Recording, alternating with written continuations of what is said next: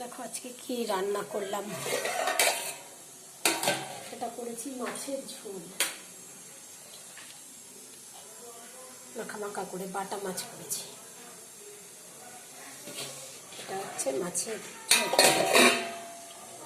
এখানে করেছি আমার জন্য শুক্তো দিয়ে মাছ, এটা আমি খাবো, আমি অত মশলা খেতে পারি না।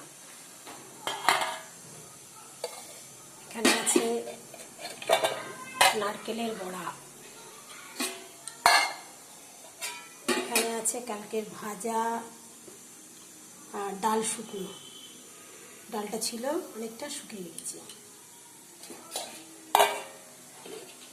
এখানে আছে চাটনি, আর প্রেসারে ভাত। এখন ভাতটা উড়ে দেবো। কে কে করো এইভাবে প্রেসারে ভাত, কমেন্টে জানিও।